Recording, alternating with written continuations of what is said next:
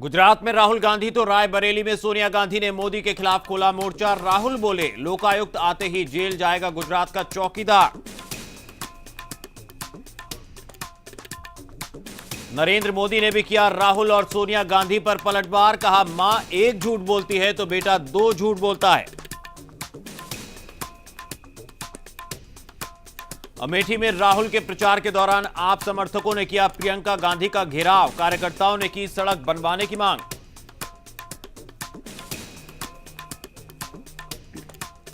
प्रधानमंत्री मनमोहन सिंह के भाई दलजीत के बीजेपी में शामिल होने पर जताया दुख। भतीजे मनदीप ने कहा, 3 करोड़ रुपए में हुई है डील। कांग्रेस के विरोध के बाद रामदेव ने मांगी माफी। राहुल पर निशाना साधते हुए कहा था, गरीबों के घर हनीमून मनाने जाते हैं राहुल।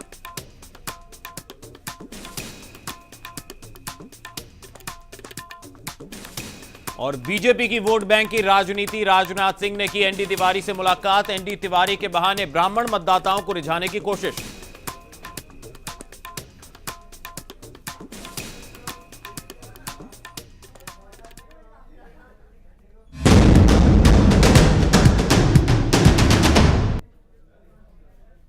नमस्कार, आप देख रहे हैं जनता मांगे जवाब। मैं हूं आपके साथ लवी गुंबर। देश के पीएम मनमोहन सिंह के सौतेले भाई बीजेपी में शामिल हो जाते हैं। इन चुनाव के वक्त यह कांग्रेस के लिए सबसे बड़ा झटका माना जा रहा है। बीजेपी के लिए यह मौका दम दिखाने का है तो कांग्रेस के लिए सदमे का। और पीएम के बारे में बस यही कहा जा सकता है कि अपने हुए बेगाने।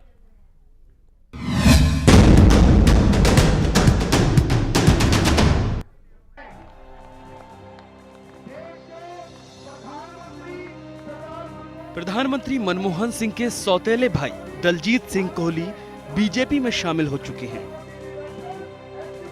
इन चुनाव के वक्त इसे कांग्रेस के लिए बड़ा झटका माना जा रहा है। वहीं इसके साथ ही दलजीत सिंह के बीजेपी का दामन थामने पर सियासी घमासान मचा हुआ है। प्रधानमंत्री मनमोहन सिंह के भाई के बीजेपी में शामिल होने से परिवार में ही खींचतान शुरू हो गई है। मनमोहन सिंह के भतीजे मनबीर सिंह ने अपने चाचा दलजीत के बीजेपी में शामिल होने के फैसले पर हैरानी जताई है। मनदीप ने कहा कि सबको अपने फैसले लेने का हक है, लेकिन वो मनमोहन सिंह का समर्थन करते हैं। उधर मनमोहन सिंह के पोते रणदीप सिंह ने भी दलजीत सिंह के फैसले पर अफसोस जताया है। कल जो चाचा जी ने बीजेपी ज्वाइन की है, इससे सारा परिवार एक तरह से शॉक्ड है। और उनकी हम समझ सकते हैं, कोई पर्सनल उनकी व्यूज हैं, जो उन्होंने विचारधारा उनकी एकदम चेंज हो गई है जो बीजेपी को ज्वाइन किया है। हम डॉक्टर साहब के साथ हैं, उनकी नीतियों के साथ हैं और उनको सपोर्ट करते हैं। और अमृतसर में कैप्टन अमरिंदर सिंह को सपोर्ट करते हैं। दलजीत सिंह के बीजेपी में शामिल होने से कांग्रेस को बड़ा झटका लगा है, लेकिन कांग्रेस इस पर सधी हुई प्रतिक्रिया दे रही है। कांग्रेस नेताओं का कहना है कि लोकतंत्र में सबको अपनी विचारधारा के मुताबिक काम करने का अधिकार है। हर आदमी व्यक्तिगत रूप से फ्री है। प्रधानमंत्री कार्यालय ने भी कहा है कि दे वर सरप्राइज। और आज उनके दूसरे भाई का बयान निकला है प्रधानमंत्री जी के। अखबारों में मैंने पढ़ा कि हम लोग 4 भाई और 6 बहन हैं, सिवाय उनके सभी कांग्रेस के समर्थक हैं। तो वहीं बीजेपी दलजीत सिंह के पार्टी में शामिल होने से गदगद है। साथ ही बीजेपी नेता कांग्रेस पर चुटकी ले रहे हैं। इस समय जो सुशासन का महासंग्राम चल रहा है और कांग्रेस पार्टी के खिलाफ क्रोध की क्रांति है, उसका असर चौतरफा दिखाई पड़ रहा है। प्रधानमंत्री मनमोहन सिंह के सौतेले भाई के बीजेपी में शामिल होने से कांग्रेस बैकफुट पर है तो बीजेपी के हौसले बुलंद हैं। देखना होगा कि बीजेपी को इसका कितना फायदा मिलता है। जिया न्यूज रिपोर्ट। और इस खास चर्चा में हमारे साथ मौजूद हैं कांग्रेस नेता देवेंद्र पटेल, बीजेपी नेता गजेंद्र सोलंकी जी हमारे साथ स्टूडियो में मौजूद हैं, और राजनीतिक विश्लेषक एजाज कमर खान भी हमारे साथ मौजूद हैं। सभी मेहमानों का बहुत बहुत स्वागत है जिया न्यूज पर। तो इस चर्चा की शुरुआत कर लेते हैं कांग्रेस से। देवेंद्र जी, आपकी क्या प्रतिक्रिया है, क्योंकि कांग्रेस से ही शुरुआत करना चाहेंगे, क्योंकि मसला ऐसा है कि प्रधानमंत्री डॉक्टर मनमोहन सिंह ने भी दुख व्यक्त किया है। आप क्या कहेंगे?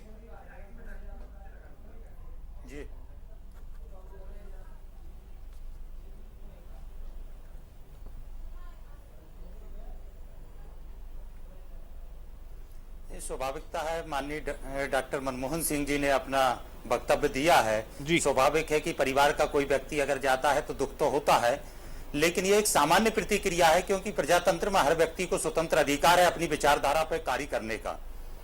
लेकिन कितना बड़ा झटका मान रहा सवाल भाजपा का खुश होने का, मुझे आश्चर्य होता है जी।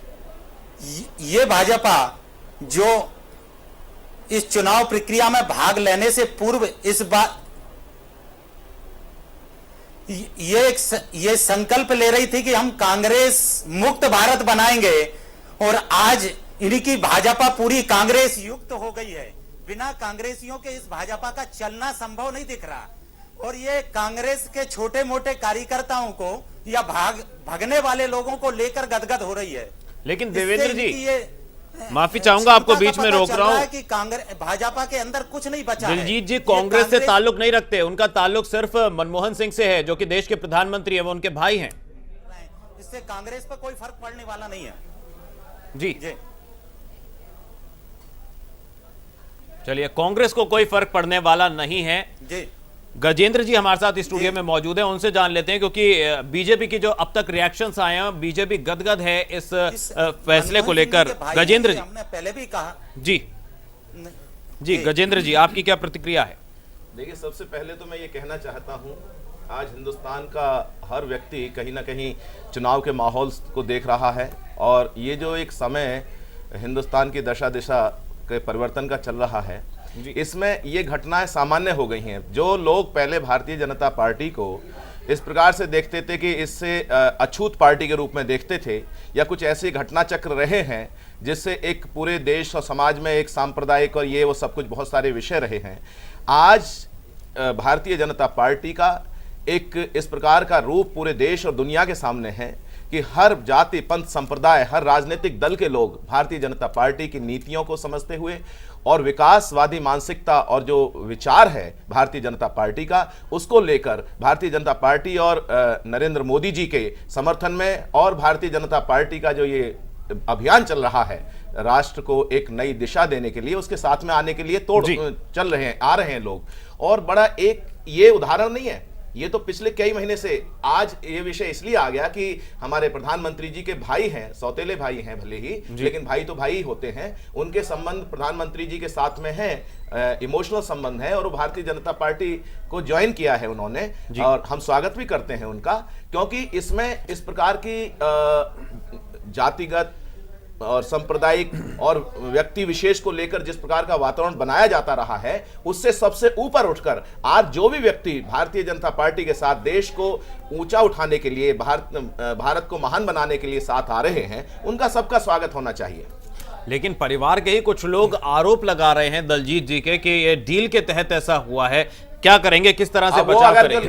लगा रहे हैं आरोप तो उसका प्रत्यक्ष प्रमाण दें। अगर उनको ऐसी सूचनाएं या उनके पास प्रमाण है तो प्रमाण देना चाहिए। ऐसे तो बहुत कुछ अभी घटा है, 2-3 महीने में बहुत सारे लोग भारतीय जनता पार्टी में आए हैं और उनको स्वागत किया है। भारतीय जनता पार्टी किसी को अछूत नहीं समझती है। इस देश का हर नागरिक वो सम्मानित नागरिक है, चाहे किसी भी जाति पंथ संप्रदाय का है, किसी भाषा भाषी क्षेत्र का है, किसी भी प्रदेश का है, वो व्यक्ति को वोट के रूप में नहीं देखती है। भारतीय जनता पार्टी का विचार ही यह है कि हिंदुस्तान का हर नागरिक एक सम्मानित नागरिक है, और जो अभाव रहा है, कहीं हमारे राष्ट्रकवि दिनकर ने लिखा था कि अटका कहां स्वराज बोल दिल्ली तू क्या कहती है, तू रानी बन गई वेदना जनता सहती है, और सबके भाग दबा रखे हैं तूने अपने कर में, उतरी थी जो विवाह बंदनी हुई बता किस घर में। जो रोशनी, जो प्रकाश आया था आजादी का, कुछ घरों में बंदी होकर रह गया, कुछ वंश में बंदी होकर रह गया, उसको बाहर निकालने के लिए जनता ने समझ लिया है कि कहां से वो प्रकाश घर घर तक, झोंपड़ी तक पहुंच सकता है। तो उसके साथ में, उस अभियान के साथ में जो लोग आते हैं, उनका स्वागत होना चाहिए। चलिए, स्वागत होना चाहिए। और ये डील है या कुछ और, इस पर भी सवाल लेंगे, किसका फायदा है, किसका नुकसान है, इस पर भी चर्चा करेंगे। लेकिन राजनीतिक विश्लेषक इस वक्त हमारे साथ मौजूद हैं, कमर एजाज जी, उनसे जान लेते हैं कि आखिर इस ये जो घटनाक्रम हुआ है इससे चुनाव पर कितना असर पड़ सकता है? एजाज साहब आपसे जानना चाहेंगे रवि साहब, चाहे आप राजनाथ जी की नरेंद्र तिवारी से मुलाकात देखें या दलजीत जी का भाजपा में आना देखें, इसके पीछे संघ की फटकार है। इसके 3 कारण हैं। पहला कारण यह है कि 10 तारीख का जो मतदान हुआ वो भारी रूप से भाजपा के पक्ष में गया। उसके बाद 17 को भी कुछ प्रभाव दिखाई दिया ध्रुवीकरण का, लेकिन 24 तारीख का मतदान बेहद निराशाजनक था। आज आप अखबार के कुछ पेपर देखें, हिंदी समाचार पत्रों में ले रखा है कि संघ काफी नाराज है, उन्हें लगता है कि इंडिया शाइनिंग जैसा ना हो। उनका उदाहरण दिया है कि बंगलौर में जहां 4 सीटें हैं और भाजपा को वहां से बहुत उम्मीद थी, कर्नाटक में वहां 50% मतदान हुआ। इसके अलावा राजस्थान जहां पे बड़ी लहर चली थी विधानसभा में, वहां पे भी कम मतदान हुआ। और सबसे निराशाजनक जो उन्होंने देखा है कि बंगाल में जो 6 सीटें थी जो मुस्लिम बहुल है, मुर्शिदाबाद और मालदा, वहां पे 82% रिकॉर्ड तोड़ मतदान हुआ है, जहां पे भाजपा चौथे नंबर पर पहुंच जाएगी। और सबसे ज्यादा जमीन के नीचे से पांव खींच लेने वाला जो परिणाम आने की संभावना, जो बिहार में 7 सीटों पे हुआ, उसमें 6 भाजपा के पास थी। और वहां पे भाजपा के विरुद्ध जो सेकुलर वोट है उनका ध्रुवीकरण हुआ है, तो वो देख के काफी घबरा गई है भाजपा। और उन्होंने संघ ने आदेश दिया है कि कहीं ऐसा ना हो इंडिया शाइनिंग की तरह से ये जमीन हमारे नीचे निकल जाए। और दूसरा कारण मैं आपको बता रहा हूं कि जब से भाजपा की कोशिश थी कि वाडारा के ऊपर हमला करो जिससे प्रियंका गांधी डिफेंसिव हो जाएंगे, वो बाहर नहीं आ पाएंगी, लेकिन प्रियंका गांधी ने बड़ी हिम्मत के साथ बाहर आई और जिस तरीके से उन्होंने अटैक किया, तो अब मोदी के लिए 3 मोर्चे खुल गए। जब वो राहुल से उनका मुकाबला हो रहा था, राहुल के ऊपर भारी थे, लेकिन फिर सोनिया गांधी अचानक एडवर्टीजमेंट के बहाने आई, ऊर्जा 2 जगह बढ़ गई। अब प्रियंका के आने से तितरफा लड़ाई। और तीसरा कारण यह है कि अकाली दल ने जब अरुण जेटली को अमृतसर बुलाया था ये कह के कि आप सिर्फ नामांकन भर दीजिए कि हम जिता लेंगे, लेकिन वहां पे किसानों की नाराजगी, भ्रष्टाचार, महंगाई और सबसे ज्यादा जो वहां नशीले पदार्थों का मजीठिया के साथ तस्करों का जो रिलेशन है, उसकी वजह से जबरदस्त लहर चल रही है अकाली दल के विरुद्ध।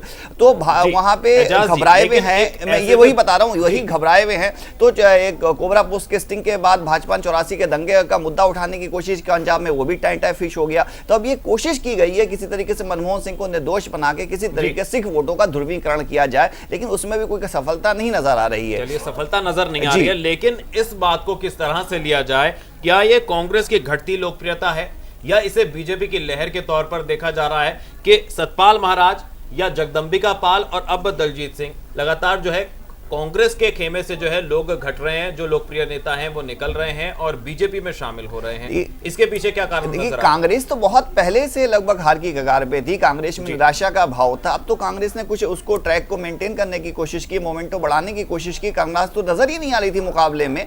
इससे हो क्या रहा है कि अब भाजपा में थोड़ी सी घबराहट हो रही है। जिस तरह से उन्होंने एक हवा बनाई थी कि हम बहुत आसानी से कर लेंगे, लेकिन जो परिणाम आ रहे हैं उनसे कुछ निराशा का बहुत झलकता है। कांग्रेस तो कहीं मुकाबले में रही नहीं है, कांग्रेस का तो सवाल ही नहीं है। कांग्रेस तो मुकाबले में है ही कहां। चलिए देवेंद्र जी, कांग्रेस मुकाबले में नहीं है ऐसा राजनीतिक विश्लेषक कह रहे हैं। क्या लगता है कि कितना बड़ा झटका है, क्योंकि पहले जगदंबिका पाल और उससे पहले सतपाल महाराज भी पार्टी छोड़ चुके हैं?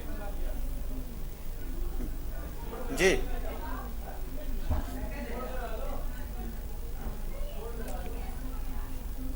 आवाज नहीं गई उनको।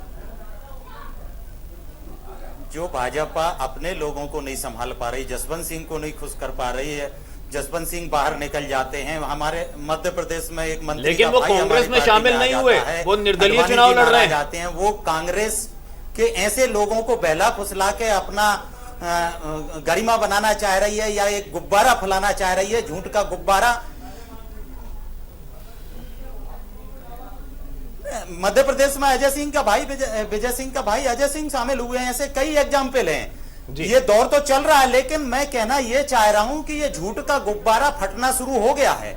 जो मीडिया ने एक मैसेज बनाया था मोदी मोदी मोदी, आज वो झूठ का गुब्बारा फटने लगा है। 2009 के चुनाव में भी जो विश्लेषकों की विश्लेषण आए थे या मीडिया ने जो मायने निकाले थे, उसके रिजल्ट बिल्कुल उल्टे निकले थे। वही परिणाम अब निकलेगा। जो इंडिया साइनिंग का मतलब निकला था, वही आज मोदी का गुब्बारा फट के और 16 मई के रिजल्ट बताएंगे कि कांग्रेस किस स्थिति में है। लेकिन 16 मई को आप क्या जवाब देंगे इसका सोच के रखा है? 16 मई को आप क्या जवाब देंगे, वो जवाब सोच के रखा है जी। आपको बस एक ही सवाल कह देंगे जी ध्रुवीकरण हुआ। ध्रुवीकरण के अलावा भी कोई आपके पास जवाब होगा देने के लिए 16 तारीख को? तो सोच लीजिए आप। हम अपने कार्य पे विश्वास करते हैं, हम अपने सिद्धांतों पे विश्वास करते हैं। जवाब तो जनता देती है, जवाब जनता देती है, जनता देगी जवाब। लेकिन हमने आज तो जो जनता कार्य जवाब किए हैं मांग 10 रही है। वर्षों में जनता ने देखा है, अगर हमसे कोई गलती हुई है तो उसको भी हमने आत्मसात किया है, उसको स्वीकारा है और उसमें सुधार करने के लिए और जो दोषी हैं उनको पनिश करने के लिए हमेशा प्रयास नहीं है। किया है। आपकी गलतियों का तो लंबा इतिहास है, 60 साल का हुजूर। जनता जवाब वोट के रूप में दे रही है। आपकी 16 मई गलतियों को का वो तो जवाब लंबा सब पूरे इतिहास है। देशवासियों एक को गलती के सामने लिए आ कितनी जाएगा। गलतियों के लिए आप क्षमा मांगेंगे? चलिए, 10 साल से तो गजेंद्र जी यहाँ इतना- पर अहम मुद्दा उठाया इन्होंने और कह रहे हैं कि झूठ का गुब्बारा है जो कोई फट झूठ चुका का है और गुब्बारा जीरा- नहीं है। 60 साल में जनता जो देश इतना में प्रगति की इतना है, वो भी भावुक जनता जानती है। जो जी। पिछले 10 सालों में जिस प्रकार से महंगाई, भ्रष्टाचार जो काम करता और है जिस उसी से प्रकार के गलती कोई होती है, काम गजेंद्र जी। जो काम हुए हैं वो भी दिखाई दे रहे हैं। इस जो समय काम नहीं करता 80, उससे 90 गलतियां से नहीं होती। हाँ, तो बिल्कुल ठीक कह रहे हैं। काम हुआ है गुजरात में, काम हुआ है मध्य प्रदेश में, काम हुआ है छत्तीसगढ़ में। प्रदेशों में जब काम होता है तो पूरा संदेश जाता है। आज ऐसा नहीं है कि कहीं काम हो रहा है संदेश नहीं जाता है, पूरा देश देख रहा है। और नरेंद्र मोदी जी का जो आज ये आप कह रहे हैं गुजरात गुब्बारा और फूला मध्य हुआ है, प्रदेश की ये हालत, मध्य प्रदेश का भ्रष्टाचार, देश में इतना भ्रष्टाचार देश में कहीं नहीं हुआ जो ठीक मध्य है, प्रदेश में आप अगर भ्रष्टाचार। आपकी ये बात मांग लेते हैं कि मध्य प्रदेश में गुजरात की भ्रष्टाचार पोल भी है आज और राहुल मध्य गांधी प्रदेश जी में ने सारी अपराध खोल ज्यादा दी हो है। रहे हैं, जनता ने देख ली। दिल्ली में क्या हुआ फिर? जी, आपको पता है कि मध्य प्रदेश में बलात्कार भी बहुत ज्यादा होते हैं, तो ये भी आपकी असफलता है कि आप जनता को समझाने और में आप असफल स्वतंत्रता रहे। की बात तो ये आपकी करते हैं, असफलता है। अगर स्वतंत्रता मध्य के प्रदेश में आंदोलन सबसे में ज्यादा कोई एक बलात्कार भी होते नेता हैं, आपका भ्रष्टाचार शामिल है, तो हुआ आप है? क्यों नहीं आप समझा पाए? छोड़िएगा, आज रॉयल्टी पे रॉयल्टी खाते चले जा रहे हैं आप। स्वतंत्रता के उसमें जो असली देशभक्त लोग थे, एक एक चुन चुन के, जिस प्रकार से नेताजी सुभाष चंद्र बोस हो, भगत सिंह, सुखदेव, राजगुरु, चंद्रशेखर आजाद, एक लंबी फहरिस्त है। 7.5 लाख लोगों ने, सुनिएगा मेरी बात, आप इतिहास पढ़िएगा, 7.5 लाख लोगों ने 1857 से लेके 1947 तक आजादी दी। और जो लोग केवल उन लोगों के योगदान दिया, अगर सही इतिहास इस देश की जनता को पढ़ाया जाएगा तो इतिहास इतिहास मैंने निकल पढ़ा, जाएगा मैं पूछ कि रहा हूं किस ना, प्रकार से इतिहास में रॉयल्टी एक खाई जा रही है। संग्राम सेनानी का नाम आप बलिदानियों की रॉयल्टी आप खा रहे हैं। आप समझिएगा इस बात को। क्या बताएंगे कि देश की बलिदानियों की स्वतंत्रता में रॉयल्टी खाई जा रही है। इस इतिहास में से जो देश की पढ़ाया जा रहा है जनता ने देश के बच्चों को ये जो पढ़ाया जा भाजपा रहा है, जनसंघ दिखाया जा रहा है, जो वैसा जिस इतिहास संघ से नहीं है चल रही आजादी है, के आंदोलन जो का। नाथूराम 1857 में हमने वो लड़ा था स्वतंत्रता आंदोलन को और बताएंगे। 1945 तक आते आते इस देश का डिवीजन कर दिया गया। और डिवीजन करने में किन लोगों का हाथ था, इसको समझिएगा। आप पढ़े लिखे व्यक्ति हैं, राजनीति में हैं, आप इस बात को समझ रहे होंगे जो मैं कहना चाह रहा आपका हूं। एक व्यक्ति का नाम बता दो सोलंकी जी। बहुत सारे लोग हैं जिनके भाजपा चल रहे हैं आपके उस जनसंघ समय। का, आपके आरएसएस का एक व्यक्ति का एक नाम बता नहीं, दें, सैकड़ों जिसने हजारों लोगों के स्वतंत्रता नाम है। आंदोलन में योगदान आरएसएस का दिया। उस समय रूप जो भी था, आपका नाम मिलेगा। जो भी रूप था उसमें पॉलिटिकल मूवमेंट ऐसा नहीं था। प्रतिनिधित्व करती थी कांग्रेस उस समय, उनके साथ में लोग जुड़े हुए थे, राष्ट्रवादी लोग। सोलंकी साहब, मुझे एक नाम तो बता दें। सोलंकी साहब, मेरा आपसे एक सवाल है कि आपके पास महापुरुषों की जो स्वतंत्रता सेनानी इतनी लंबी लिस्ट है, तो क्यों आप सरदार पटेल को अपनाने की कोशिश कर रहे हैं? आप क्यों बाबा साहब अम्बेडकर को लूट के लाने की कोशिश कर रहे हैं? प्रधानमंत्री का भी स्मरण कर रहे हैं, तो ये बहुत आपके पक्ष में नहीं है कि आप बाबा साहब अम्बेडकर के नाम लेते हैं, तो कभी जिन्ना साहब की भी आप महिमा मंडन करते हैं, तो आप सरदार पटेल की महिमा मंडन करते हैं। ये आपके नेता, आपके पास क्राइसिस है, आपके पास है नहीं कि आप बताने के लिए। तो आप ये देखिए कि आज ये आप नारायण दत्त तिवारी, दलजीत सिंह जैसे लोगों को आप ला रहे हैं, इससे आपकी छवि खराब हो रही है। इस वक्त जनता ये मन बना चुकी थी कि भाजपा को समर्थन किया जाए और नरेंद्र मोदी को मोदी बनाया जाए। कोई कहीं गया नहीं है, मन कहीं नहीं गया है, मन वही का वही है। इन पॉलिसी से आपका स्तर गिर रहा है, इन क्राइसिस ये आपका गिर रहा है। जो दूसरी पार्टी का कूड़ा कटकट है वो सब आप उठा के इकट्ठा कर रहे हैं। नरेंद्र तिवारी अस्वीकार्य व्यक्ति हैं, आप उनको लाने की कोशिश कर रहे हैं। मतलब दूसरों के घर का अपमान कर रहे हैं, कूड़ा करकट खराब का अपमान कर रहे हैं। ये कोई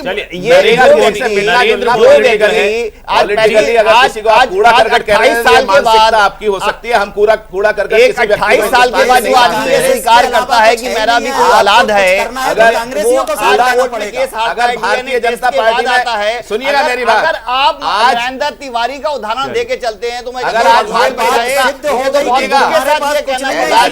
बात सुनिएगा, अगर भारतीय जनता पार्टी गिर गया है, अपना दल बनाना का भी महिमा मंडन कर रहे हैं, ये चलिए। नैतिकता का गिराव दिखाता है। लेकिन एजाज साहब, जो सवाल आपने किया यहाँ है, रामदेव जी की नरेंद्र भाषा मोदी ने जो उन्होंने दलितों जी। के विरुद्ध उस दिन कही है, कोई और नहीं आज कहा, आपकी कुछ नहीं भाषा कहा। ये अगर आपकी आप उसको- घबराहट को चलिए। दिखा रही है, ये इस Analyze- तरह नहीं है मानसिकता अगर का, पूरा ये विश्लेषण गिराव करेंगे है, तो आपको नैतिकता पता का चलेगा। गिराव है। चलिए, इस और चर्चा को दूसरा मैं चर्चा बताना रहने चाहता दें, हूं- बहस ना बनाएं। एजाज साहब, यहाँ पर नरेंद्र मोदी ने जब दलजीत जी यहाँ पर पार्टी में बीजेपी में शामिल हुए तो उन्होंने एक बड़ा सवाल खड़ा किया। उन्होंने कहा कि इससे उनकी पार्टी मजबूत हो रही है, उन्हें इतना भरोसा है, देश के पीएम पद के उम्मीदवार हैं। जब वो ये बात कह रहे हैं, आप कैसे मानते हैं कि पार्टी को इसका नुकसान भी हो सकता है? देखिए, दलजीत से कोई जानी मानी हस्ती नहीं है, जी। ठीक है। दूसरे, मैंने अमृतसर के चुनाव में बताया कि किस तरीके लेकिन से बीजेपी वहां पे की कोशिश जेटली रही बुरी है कि तरीके से कांग्रेस फंस के गए जो हैं। बंदे हैं जो देखिए, निकल के बीजेपी में शामिल हो रहे हैं, उससे उनकी ताकत में इजाफा हो रहा है। इसके देखिए, पीछे क्या लॉजिक है? इससे क्या होता है कि आप अपनी विचारधारा से भटक जाते हैं। संघ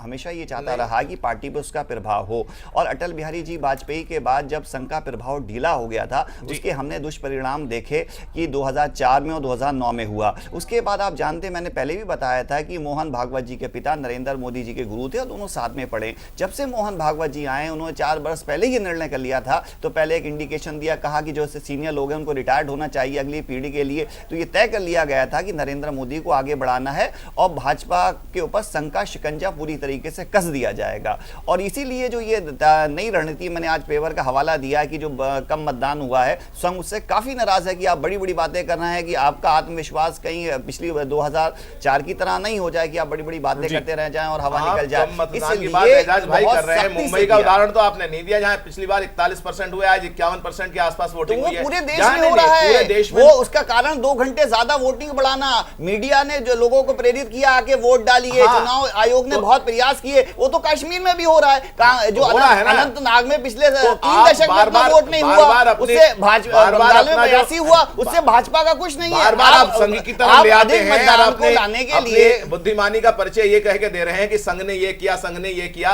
देखिएगा, ऐसा है, सबसे बड़ी बात है, पॉलिटिकल मूवमेंट है। ये मैं नहीं कह रहा, आज के अखबार कह रहे हैं। आज अखबारों में मर्यादा की वजह से अखबारों का नाम नहीं ले सकता। सबसे बड़े हिंदी के अखबार ने आज ये खबर छापी, आप जाके पेपर पढ़ लीजिए। मैं आपको बताना आप ये पेपर पढ़ लीजिए, मेरा मत नहीं है, मेरा व्यक्तिगत मत नहीं है, आज के समाचार आपको एक बात बताना चाहता हूं, ये जो मूवमेंट है, आज मैं पूरे देश में देख रहा हूं, जान रहा हूं, आप भी देख रहे हैं, हम भी देख रहे हैं। ये मूवमेंट केवल मध्य प्रदेश और राजस्थान में जहां आपकी पार्टी आई थी, वहां का विधानसभा का मतदान और लोकसभा, ये मूवमेंट जो है जनता का मूवमेंट बन चुका है। ठीक है, प्रतीक रूप में या जो भी मतलब आगे चल रहे हैं, लेकिन जनता जिस प्रकार से स्वीकार किया है नरेंद्र मोदी जी को पूरे देश में, और आपने रैलियों में भी देखा होगा। आप जो सोच रहे हैं, आप चिंता मत कीजिएगा, 16 मई ज्यादा दूर नहीं है। अभी सबको, जिस दिन 16 मई को चुनाव का परिणाम आएगा, उस दिन दूध का दूध पानी का पानी हो जाएगा। आप अपनी बातों से हो सकता है सोच रहे होंगे ऐसा हो जाएगा वैसा हो, कुछ नहीं होने जा रहा है। लेकिन गजेंद्र जी, यहाँ रैलियों के मुद्दे पर भी सवाल खड़े किए जा रहे हैं कांग्रेस की तरफ से, मायावती की तरफ से। उन्होंने कहा कि ये दूसरे राज्यों से लाई गई भीड़ थी और पैसों के बल पर। आपको किसने रोका है? आप ले आइएगा दूसरे राज्यों से, आपको किसी ने रोका है क्या? अगर आपको लगता है दूसरे राज्यों से लाई जा सकती है इस तरीके से भीड़, स्वस्फूर्त जिस तरीके से लोग भावनात्मक रूप से रैलियों में आते हैं, वैसा आए। और कोई सामान्य रूप से इतनी भीड़ लाना कोई सामान्य बात नहीं है। 10-20 हजार की तो बात मानी जा सकती है, जहां 5-5, 7-7, 8-8 लाख लोग रैलियों में आ रहे हैं, वो सामान्य घटना नहीं है हिंदुस्तान के राजनीतिक इतिहास की। इसको बात को समझना चाहिए आपको। और अगर उस भी अंडर स्ट्रीम को आप अनदेखा कर रहे हैं, तो मुझे क्षमा चाहता हूं, मुझे आपके राजनीतिक सोच पे कहीं ना कहीं डाउट होता है कि आप किस प्रकार के मतलब केवल अपनी बात को बड़ा करने के लिए राजनीति के भ्रष्टाचार के पैसे से पब्लिक भ्रष्टाचार के, आप तो पूरे दलदल है भ्रष्टाचार के हुजूर, पूरा दलदल है, पूरा देश देख रहा है, जनता देख रही है। और जनता में जिस प्रकार से रोटी कपड़ा मकान बिजली सड़क पानी के लिए तरसा दिया आपने, 80 से 90 करोड़, क्या किस चीज की कमी है हिंदुस्तान में? संसाधनों की कोई कमी नहीं है। आपकी व्यवस्था के चलते, आपकी व्यवस्था के चलते, कांग्रेस की व्यवस्था के चलते जिस प्रकार से कुशासन रहा है, उसके कारण इस जनता, देश की जनता कहीं भुगत रही है। मध्य प्रदेश के 2/3 मंत्री लोकायुक्त के घेरे में हैं। कोई बात नहीं, जो कुछ होगा, जो करेगा हो जाए तो सारे जेल चले जाएंगे मुख्यमंत्री से। लोकतांत्रिक व्यवस्था में और लैंड ऑफ लॉ है, अगर कोई गलत करेगा तो उसको भुगतेगा। लेकिन वही भारतीय जनता पार्टी है जिसको जनता ने सराहों में बैठाया है, और वो जानती है अगर इस देश में कोई भावनात्मक रूप से राजनीति कर रहा है तो भारतीय जनता पार्टी कर रही है। चलिए, तो अगर अडानी और अंबानी की बात मंत्री आपके लोकायुक्त की जांच में घेरे में है, लेकिन जांच नहीं करने दे रहे हैं। मैं तो कह रहा हूं लैंड ऑफ लॉ में अगर कोई गलती करता है तो उसके ऊपर आना चाहिए। उसमें मैं ये नहीं कह रहा हूं किसी का बचाव किया जा सकता है, कुछ भी है। और आप आज कह रहे हैं ना, ये तो पूरी परंपरा आपके मिनिस्टर्स, केंद्रीय मंत्री जेलों की हवा खाते रहे, किस प्रकार से पूरे देश ने, दुनिया ने देखा। शर्मसार हुआ हिंदुस्तान जब मीडिया के माध्यम से विदेशों में वो सारी घटनाएं हो रही थी। 15 से 17 मंत्री जेल जाएंगे। अब वो तो आप तो हमेशा ये सोचते हैं कि मतलब आपका वश चले तो पूरे, आपका वश चले तो पूरी भारतीय जनता पार्टी को जेल के अंदर कर दें। आपका वश नहीं चलता है, जेल भेजा है आपने कोई कसर नहीं छोड़ी है, कोई कसर नहीं छोड़ी है। चलिए, तो इस मुद्दे को कांग्रेस और बीजेपी की लड़ाई ना बनाएं, क्योंकि मुद्दा बड़ा है और इस पर चर्चा हो, डाइवर्ट करना चाहते हैं। असली मुद्दा है विकास का। देश का विकास नहीं हुआ, बिजली, सड़क, पानी, रोटी, कपड़ा, मकान, ये जो बेसिक प्राइमरी और विकास की बात पर ही है, विकास की बात। और नरेंद्र मोदी इस समय विकास पुरुष के रूप में पूरे देश और पूरी दुनिया में दिखाई दे रहे हैं। और सबसे बड़ी बात, सबसे बड़ी, मेरी बात पूरी हो जाने दीजिएगा एजाज भाई, मेरी बात पूरी होने दीजिएगा। मैं बताना चाहता हूं, आज इस देश की जनता का जो मानस है, जो जनमानस है, वो ये देख रहा है कि कोई व्यक्ति ऐसा है, एक तो देश का विकास होने की, और यहां की नहीं, पूरा इंटरनेशनल पूरा, जिन्होंने अपना यहाँ कब्जा किया था, मार्केटिंग हब बना रखा था हिंदुस्तान को, मार्केटिंग हम, विदेशी सामान बिकता है, उसमें आप सोचिएगा कि लाखों करोड़ रुपए हिंदुस्तान का विदेश चला जाता है। यहाँ पर रोजगार, उद्योग धंधे बंद हो गए, बेरोजगारी में युवा हैं, और लॉलीपॉप दे दे के उनसे वोट लेने के लिए लॉलीपॉप दी जाती है। नरेंद्र मोदी जी ने स्पष्ट कहा है कि इस देश के युवाओं को, महिलाओं का संरक्षण होगा, सुरक्षा का उसको आश्वासन है। और निश्चित रूप से आप गुजरात में जाके देख सकते हैं, रात को 12-1 बजे भी कोई महिला या बच्ची कोई जाएगी तो कोई आंख नहीं उठा के देख सकता है। यह हिंदुस्तान की जनता को पता होना चाहिए कि सबसे जो विकास वही देश कर सकता है, वही सोसाइटी कर सकती है, समाज कर सकता है। महिलाओं की मुखबरी करने वाले महिलाओं को क्या सम्मान देंगे? एक लड़की, नरेंद्र मोदी जी मुखबरी करवाते हैं। सभी मेहमानों से गुजारिश है, आप तो कुछ भी कहेंगे कि वक्त हो चला है एक छोटे से ब्रेक का, लेकिन इस चर्चा को आगे बढ़ाएंगे। विकास के मुद्दे के जिक्र हो रहा है और दलजीत जी ने भी विकास के मुद्दे की बात की थी कि अमृतसर में पिछले 10 साल में विकास नहीं हुआ, जिस विकास की उन्हें उम्मीद थी अपने भाई प्रधानमंत्री डॉक्टर मनमोहन सिंह से। आखिर क्यों ऐसा हुआ, इसके पीछे क्या कारण रहे, और अब बीजेपी से उन्हें जो उम्मीद बंधी है, बीजेपी उनकी इस उम्मीद को कैसे पूरा करेगी, इस पर भी चर्चा करेंगे। आप देखते रहिए जनता मांगे जवाब।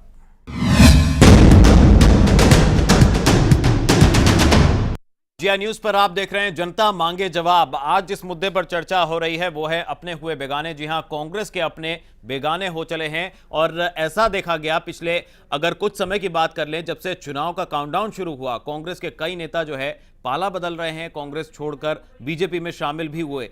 इस मुद्दे पर चर्चा करनी है, विकास के मुद्दे पर चर्चा करनी है। आखिर इस सब पाला बदलने से और अपनों के बेगाने होने से बीजेपी पर क्या असर पड़ेगा, कांग्रेस पर क्या असर पड़ेगा, इसी मुद्दे को लेकर चर्चा को आगे बढ़ा लेते हैं। सभी मेहमान हमारे साथ मौजूद हैं।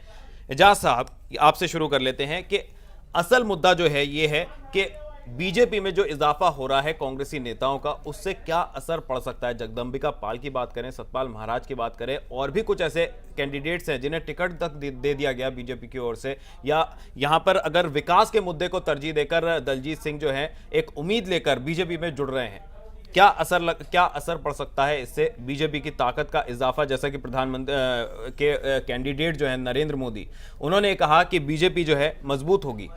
देखिए, मैंने बहुत खुले शब्दों में कहा था कि ये जो लोग हैं, देखिए सबसे पहले तो हमें जान लेना चाहिए कि जनता मोदी जी को क्यों पसंद कर रही है। उसकी वजह यह है कि मोदी जी को विकास का एक मॉडल के रूप में देखा जाता है कि उन्होंने काम किया है। मोदी जी ने कभी भी राम मंदिर मुद्दे की बात नहीं करी, उन्होंने कभी सांप्रदायिक ध्रुवीकरण की नहीं करी। हालांकि आरोप रखे गए कि पीछे से अमित शाह और दूसरे लोगों की मदद ध्रुवीकरण कराया जा रहा है। हमेशा मोदी जी ने विकास की बात करी, लेकिन जिस तरीके से दूसरी पार्टी के ऐसे नेताओं की छवि, जिनकी छवि अच्छी नहीं थी, जैसे जगदम्बिका पाल जो पाला बदलने वाले हैं, और अब नारायण दत्त तिवारी, आप जानते हैं उनके कैसे विवादों में रहे हैं और कितनी अलग नजर से उनको देखा जाता है। आप मुझे बता सकते हैं ये दलजीत जी का क्या सामाजिक और राजनीतिक योगदान है? सिर्फ एक प्रधानमंत्री के भाई हैं, एक वोट बैंक की नजर रखे हुए हैं, और क्या लगता है उससे फायदा मिलेगा? देखिए, उत्तर प्रदेश में, पूर्वी उत्तर प्रदेश में ब्राह्मणों को नजरअंदाज किया गया, जिसकी वजह से उनमें नाराजगी है, तो अब उनको ये लगता है। लेकिन नारायण दत्त तिवारी का जहां प्रभाव था पश्चिमी उत्तर प्रदेश में, रोहिलखंड में, वहां चुनाव हो चुके हैं। पूर्वी उत्तर प्रदेश में उनका प्रभाव नहीं है, वहां पे मुरली मनोहर जोशी का प्रभाव है, वहां पे कलराज मिश्र का प्रभाव है। जिस तरह से उनकी सीटें बदली गई, मिश्र जी को देवरिया भेजा गया, मुरली मनोहर जोशी को बनारस से हटाया गया, तो थोड़ी सी ब्राह्मण वर्ग में ये हताशा थी।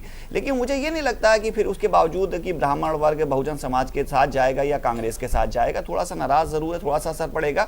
चलिए, बीजेपी मजबूत हुई या नहीं, लेकिन क्या कांग्रेस के लिए बड़ा झटका मानते हैं? नेताओं को लाने से भाजपा की छवि काफी खराब हो रही है। जो सबसे ज्यादा समर्थक है वो युवा वोटर है, और युवा वोटर नारायण दत्त तिवारी जैसे लोगों को पसंद नहीं करता है। अगर भाजपा ने ये बात अगर समझ ले तो अच्छा है, लेकिन 2004 जैसे के नेता जो है कांग्रेस छोड़ रहे हैं, उससे कांग्रेस पार्टी पर क्या असर है, क्या मैसेज जा रहा है यहाँ पर? देखिए, कांग्रेस तो रेस में कहीं नहीं रही है। अब कांग्रेस ने कोशिश की है कि पिछले 15-20 दिन में कुछ इस दौड़ में शामिल हुआ जाए, बहुत देर कर दी है उन्होंने। मुझे लगता है कि वो अगले चुनावों के लिए तैयारी कर रहे हैं, इतनी देर से वो आए हैं। वो मुद्दे जो केजरीवाल उठा देते, अडानी वाला, वो अब उठा रहे हैं, टाटा का उठा रहे हैं। ये मुद्दे उन्हें 2 महीने पहले उठाना चाहिए, तो बहुत पिछड़ चुके हैं, उन्होंने बहुत बड़ी गलती करी है। अब प्रियंका गांधी को पहले लाना चाहिए था, लेकिन डर गए कि इससे राहुल गांधी के ऊपर सवाल खड़े हो जाएंगे, तो अब उन्होंने बहुत देर कर दी है।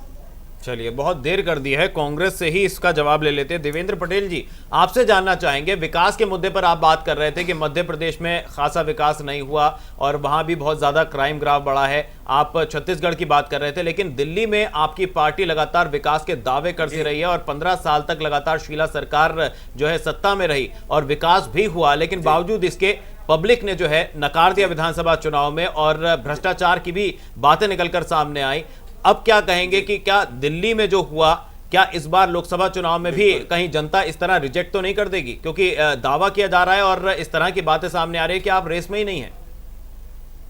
आखिर ये देर हुई तो देर कैसे हुई?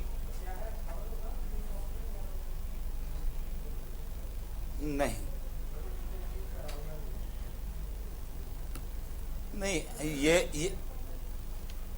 ये चूंकि जो एपिसोड देश में घटे, अन्ना जी का आंदोलन, केजरीवाल का जो झूठ का पुलंदा, और इस तरह मीडिया ने जिस तरह से हाईलाइट किया, तो देश की जनता भ्रमित हुई। दिल्ली का विकास लोगों की नजरों में है, लेकिन जनता भ्रमित होने के कारण हमसे नाराज हुई, हमारे विपक्ष में वोट डाला और जो भी निर्णय आया हमने स्वीकार किया। हम विपक्ष में बैठे हैं और जनता के निर्णय के लिए हम हमेशा तैयार रहते हैं। हमें विपक्ष में बैठने के से कोई शर्म नहीं आती है। यदि जनता हमारे किसी कार्य को नापसंद करती है तो हम उस गलती को स्वीकार करते हैं और विपक्ष में बैठने को तैयार रहते हैं। लेकिन इनका झूठ का पुलंदा अब खुल गया है और जनता ने स्वीकार कर लिया। जैसे 2009 में इन्होंने इंडिया सैनिक का चलाया था, उसी तरह मोदी जी का झूठ का पुलंदा देवेंद्र जी, खुलता जा रहा है। माफी चाहूंगा, आपको बीच में रोक रहा हूं, माफी चाहूंगा, बीच में रोक रहा हूं। 16 आप कह रहे हैं कि विपक्ष में बैठने के लिए तैयार है, लेकिन आपकी पार्टी के कई दिग्गज नेता इस तरह की बात कह चुके हैं या कह रहे हैं कि अगर थर्ड फ्रंट की सीटें आती हैं तो समर्थन दे देंगे या समर्थन ले लेंगे, तो कैसे विपक्ष में बैठेंगे?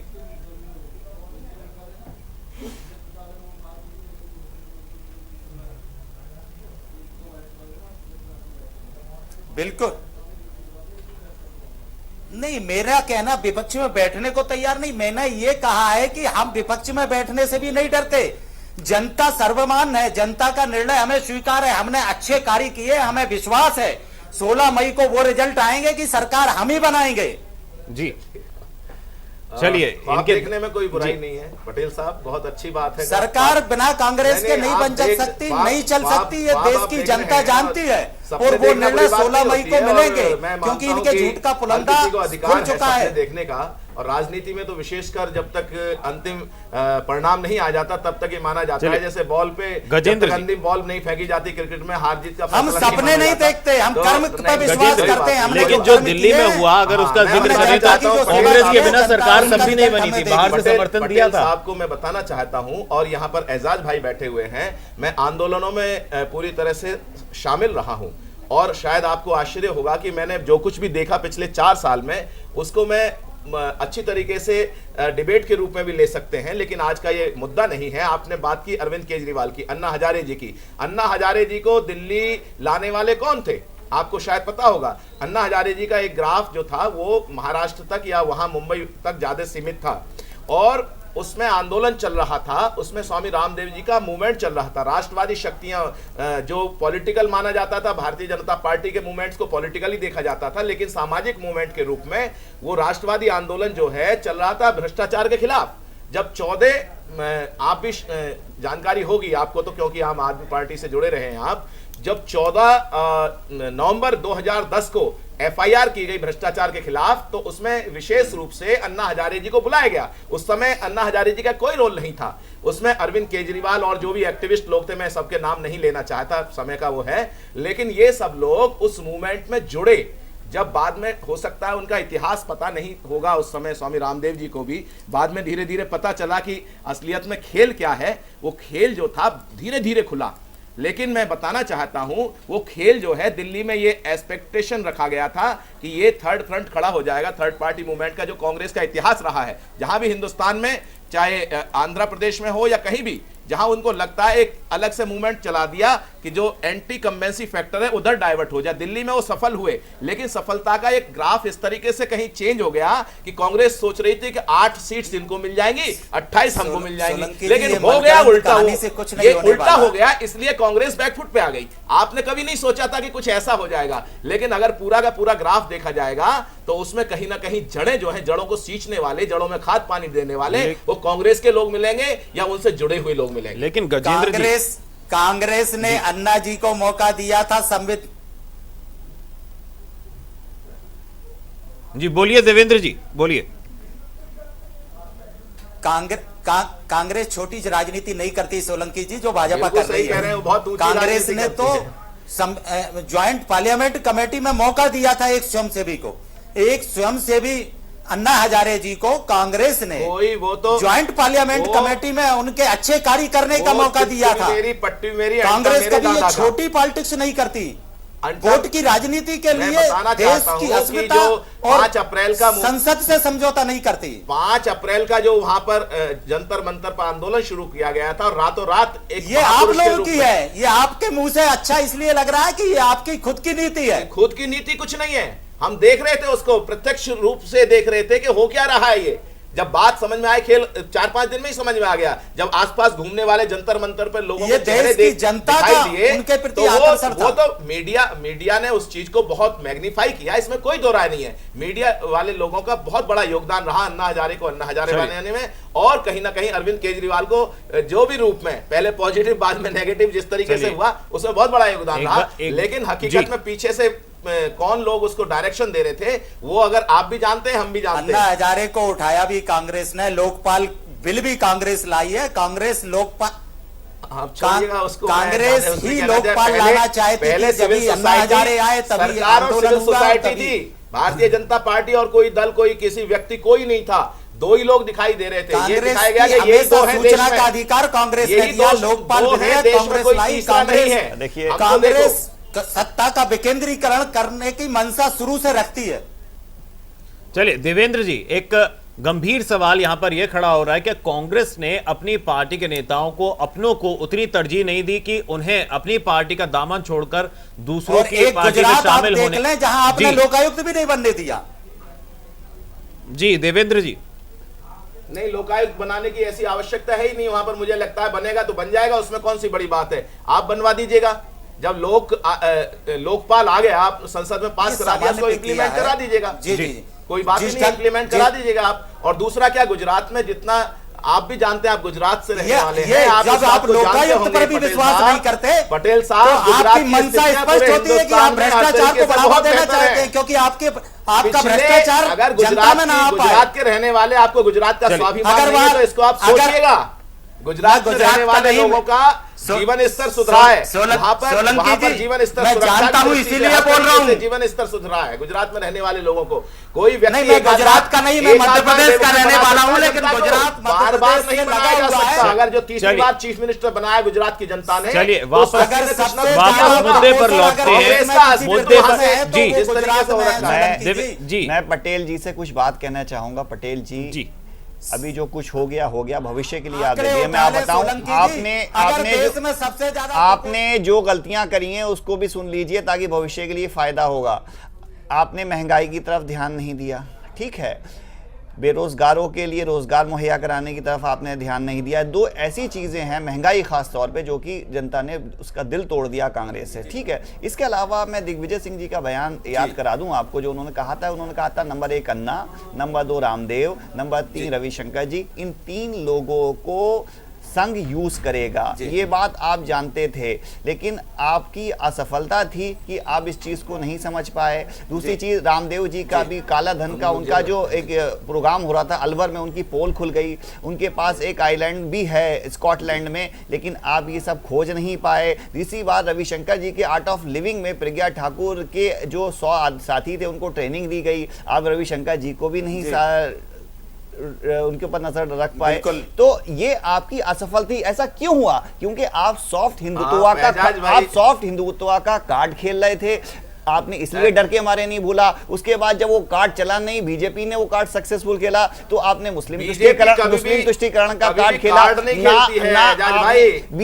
पटेल साहब, एजाज भाई को तो आप अपनी एनएसी नेशनल एडवाइजरी कमेटी में कांग्रेस का सलाहकार नियुक्त कीजिएगा। इतना बढ़िया तरीके से आपका वो सोलंकी साहब प्रोटेक्ट कर रहे हैं। वो कांग्रेस में आप कहीं ना कहीं बड़े पद पर रखिएगा, बनाइएगा। सोलंकी साहब, आप जिस तरीके से वो आपको भविष्य को असर बना रहे हैं। सोलंकी साहब, आप ये समझ रहे हैं सारी चीजों को प्रज्ञा ठाकुर को ले आए हैं, एजाज भाई का हम सम्मान करते हैं, कुछ बोलिएगा, लेकिन आपको जो कांग्रेसियों को बटोर रहे हो, आपको जरूरत है, बोलते हैं उनके बारे में भी बोलिएगा। एजाज साहब बहुत देखिए, मीडिया, ये सारे मीडिया का किया हुआ, मीडिया ने वो रामदेव जी का टेप दिखाया जब वो अलवर में बैठकर ये कह रहे थे कि धन की बात मत करो, यहाँ कैमरे लगे हुए, मीडिया ने ये बात बोली है। ये मैंने पर्सनल स्टेक नहीं कराया, आर्ट ऑफ लिविंग का बंगलो वाले केन का मैंने नहीं किया, वो समाचार पत्रों ने लिखा। ये मेरा पर्सनल स्टिंग ऑपरेशन नहीं था बाबा रामदेव के खिलाफ। आप हमारी निष्पक्षता के ऊपर आरोप ना लगाएं। आप ये कह रहे हैं कि जितने जो आदमी आपसे सहमत नहीं है उसको बोलने का अधिकारी नहीं है। आपने पहले भी यही बात कही। आपने ये कहा कि कभी हमको दूसरी पार्टी से जोड़ दिया, कभी आपने ये कहा कि आपकी विचारधारा खराब है। नहीं, तो उससे क्या पड़ता है? मैंने आम आदमी पार्टी के पक्ष में एक शब्द नहीं कहा, मैंने एक शब्द नहीं बोला। मैंने आप अंधा आंदोलन के बारे में कई झूठ बोल रहे थे, लेकिन फिर भी मैंने नहीं उसको प्रोटेक्ट किया। मैंने बिल्कुल गलत है, अंदर की बातें अगर आपको जान जाएंगे तो आपको खुद लगेगा कि मैंने एक बात सच कही है। आप किसी को बोलने नहीं देना चाहते।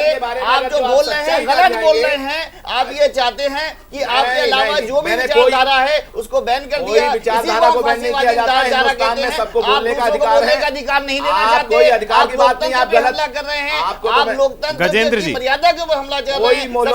चलिए, मुद्दे से ना भटके, मुद्दे पे ना भटके, अपने मुद्दे पर वापस आ जाएं। मुद्दे जी, मैंने गलत नहीं कहा है। जो आप गजेंद्र जी, सलाह दे रहे हैं, गजेंद्र जी, तो मैं ये कहना चाहता था कि आपको गजेंद्र जी, दलजीत सिंह जिस बात को लेकर पार्टी में आने की उन्होंने इच्छा जाहिर की, दलजीत सिंह जी ने जिस सफलता बताई है, आपने हमको सब बताया कि किस तरीके से संघ इंटरफेरेंस कर रहा है, ये कर रहा है, वो कर रहा है। हमारे बारे में भी कहा, गजेंद्र जी कह रहे हैं, ये समाचार पत्र कह रहे हैं, ये मीडिया कह रही है, मैं नहीं कह रहा हूं। मैंने रामदेव जी के खिलाफ स्टिंग ऑपरेशन नहीं किया, ये मीडिया ने दिखाया है। आप मीडिया से कहिए, अगर आप ये आरोप लगाना चाहते हो मीडिया के ऊपर लगाएं। आप रविशंकर जी का आरोप मीडिया के ऊपर लगाएं, ये मेरा पर्सनल मत नहीं है, ये मीडिया का किया हुआ है। आप जानते हैं कोई आदमी गलत आदमी बोलता है तो उसके ऊपर मानहानि का मुकदमा हो सकता है। अगर मैं गलत बोल रहा हूं तो आप मेरे ऊपर मानहानि का मुकदमा करिए। मैंने झूठ नहीं बोला है, आप कर सकते हैं अगर मेरी बात गलत हो मानहानि का मुकदमा। ये मीडिया बोल रही है, आप मीडिया से के ऊपर हमला करिए, मीडिया के ऊपर मानहानि का केस। अब वाकई वक्त हो गया है एक ब्रेक लेने का, क्योंकि माहौल बहुत ज्यादा गर्म हो गया है स्टूडियो का। लेकिन जिस मुद्दे पर हमने चर्चा शुरू की थी उसी मुद्दे पर लौटकर वापस आएंगे और इस चर्चा को अगले पड़ाव पर ले जाएंगे। कुछ और बातें हैं जो बीजेपी से जाननी है, जो कांग्रेस से जाननी है, ये जानने की कोशिश करेंगे कि प्रधानमंत्री डॉक्टर मनमोहन सिंह के भाई दलजीत सिंह जो बीजेपी में जिन्होंने आने की इच्छा जाहिर की, उन्हें विकास के मुद्दे को लेकर पार्टी ने जोड़ा अपने साथ, लेकिन उनकी क्या भूमिका हो सकती है, क्या इस पर विचार किया है बीजेपी ने, उस पर भी बातचीत करेंगे। फिलहाल रुकेंगे एक छोटे से ब्रेक के लिए। आप कहीं मत जाइए, देखते रहिए जिया न्यूज पर जनता मांगे जवाब।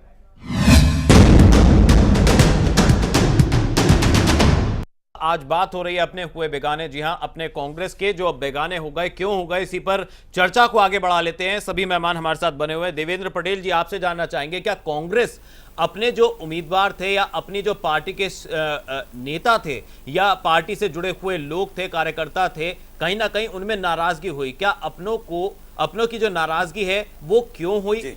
क्यों उनको अपने पाले में संभाल कर नहीं रख पाई कांग्रेस? या इस बात को इस तरह से ले सकते हैं कि कुछ नेता हैं जिन्हें यह आभास होने लगा था कि इस बार कांग्रेस का जो है ये हश्र होने वाला है चुनाव में, इसकी वजह से ऐसा हुआ?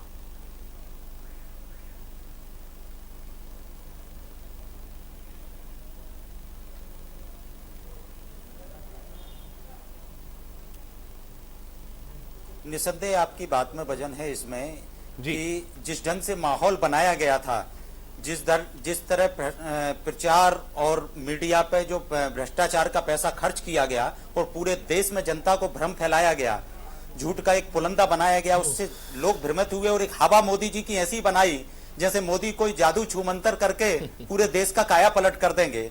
और इससे लोगों में ये लगा कि शायद मोदी जी एक तरफा आंधी चला रहे हैं, तो इससे लोग कुछ भ्रमित हुए हैं। लेकिन धीरे धीरे जब उनकी पोल खुलती जा रही है तो जनता की भी पटल खुल गए हैं और कांग्रेसियों को भी जो चले गए हैं उनको पछतावा हो रहा है। और ये जो एक माहौल बन रहा था कि ऐसे लोग जो सत्ता लोलुपी कह सकते हैं, जिनको सीट पर बने रहने की आदत है, उनको ये लगा कि शायद मोदी की लहर में हम चुनाव जीत जाएंगे तो भाजपा हमको टिकट दे दे तो हम वहां चले जाएं। ऐसे कुछ लोगों ने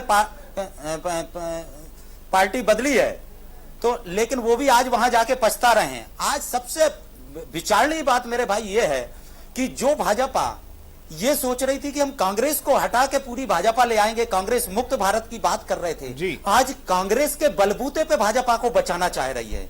इससे बड़ी हार, इससे बड़ी शर्मनाक बात कोई दूसरी नहीं हो सकती। अगर कुछ नेताओं ने पार्टी छोड़ी, क्या इसका कुछ खास असर पड़ेगा कांग्रेस पर इस चुनाव में? लवी भाई, हमने एक बात मैं कहना चाहता हूं पटेल साहब को कि कांग्रेस का एक इतिहास रहा है। हम जानते हैं उस इतिहास में एक बात विशेष है कि सत्ता एक जगह केंद्रित रही है। आप बिल्कुल ठीक कह रहे हैं जो कुछ भी है, लेकिन कभी ना कभी व्यक्ति का स्वाभिमान जागता है जब वो देखते हैं कि कोई विशेष प्राइम मिनिस्टर मतलब एक ही जगह से सब कुछ निर्धारित होता है। कांग्रेस का मानना है कि कुछ एक लोगों के पार्टी छोड़ने से कुछ असर नहीं पड़ने वाला। जी, असर पड़े नहीं पड़े, लेकिन जनता में कांग्रेस एक एक गांव में पूरे देश में है। अगर 2-4 व्यक्ति इधर उधर चले जाते हैं तो कांग्रेस लेकिन देवेंद्र जी, बीजेपी तो ये दावा कर रही है कि उनके कुनबे में इजाफा हो रहा है, उनकी ताकत बढ़ रही है।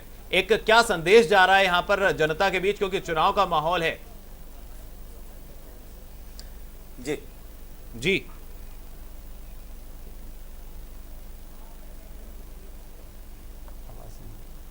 आवाज नहीं पहुंची है लगता है। देखो, झूठ का पुलिंदा थोड़ी देर अच्छा लगता है। इन्होंने बेशक मीडिया के माध्यम से और भ्रष्टाचार के पैसे से जो भीड़ इकट्ठी करके देश की जनता को गुमराह किया, उससे जनता भ्रमित हुई है। इससे इनकी सीटें बढ़ सकती हैं, लेकिन ये सरकार तक नहीं पहुंच पाएंगे क्योंकि अभी 3 चरण के चुनाव और बकाया हैं। अभी 24 तारीख में जो चुनाव हुए हैं उसके परिणाम अखबारों के माध्यम से जिस ढंग से वोटिंग परसेंट हुआ है, अभी एजाज भाई ने व्याख्या की थी, उसमें स्पष्ट दिख रहा है कि जनता मन स्थिति बना चुकी है और इनके झूठ को समझ चुकी है। अब आने वाले समय में जैसा ये परिकल्पना बनाए बैठे थे, लेकिन देवेंद्र जी, फिर ऐसा सवाल क्यों आपकी पार्टी के शीर्ष नेता इस तरह की बयानबाजी क्यों कर रहे हैं? खुद शरद पवार भी ये मान रहे हैं कि अगर एनडीए को नहीं आने देना है और नरेंद्र मोदी को पीएम नहीं बनने देना है, इसलिए थर्ड फ्रंट को भी समर्थन दे सकती है आपकी पार्टी। तो खैर, क्या कहीं ना कहीं आभास हो चला है पार्टी के शीर्ष नेताओं को कि इस बार कांग्रेस जो है बैकफुट पर है?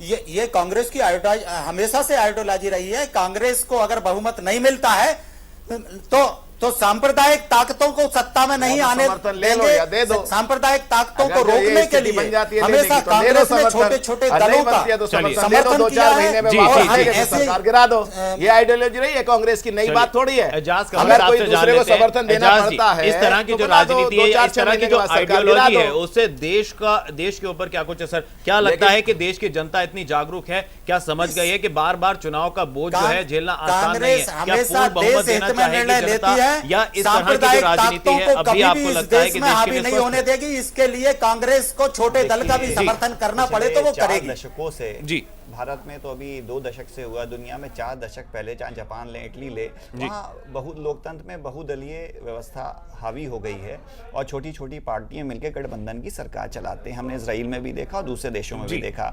तो भविष्य में अगर हम ये सोचें कि हो सकता है कभी एक आध बार हमें किसी एक पार्टी को पूर्ण बहुमत मिल जाए, लेकिन अधिकतर धीरे धीरे क्षेत्रीय दलों में इजाफा होगा और गठबंधन की सरकारें भविष्य में चला करेंगी। तो जो भी बड़ी पार्टी हैं उनको मन बना लेना चाहिए कि गठबंधन की सरकार ही चलाना होगी। ठीक है, दूसरी चीज ये है, दूसरी चीज ये है कि मैं आपको ये बता दूं कि जो लोकप्रियता है वो नरेंद्र मोदी जी की है, ये भाजपा की लोकप्रियता नहीं है। और जिस तरीके से उनके ऊपर एजेंडा लादा जा रहा है, जैसे उनके मैनिफेस्टो बनाया गया, संतुष्टि मिलती है कि भाजपा को और नरेंद्र मोदी जी को आप अलग देखने से अगर आपको संतुष्टि मिलती है तो बात अलग है जी। लेकिन नरेंद्र मोदी भारतीय जनता पार्टी के मतलब सर्वाधिक स्वीकार्य नेता आज के रूप में, और ना केवल भारतीय जनता पार्टी, लेकिन आपकी पार्टी को नहीं स्वीकार है, यही तो है। मधु किश्वर, मोदी जी की राइट हैंड है मधु किश्वर जी, उन्होंने खुद आके मीडिया में कहा, उन्होंने टीवी चैनल के ऊपर आरोप लगाया कि अरुण जेटली जी और सुषमा स्वराज जी ये नहीं चाहते कि भाजपा को 180 सीटें आए।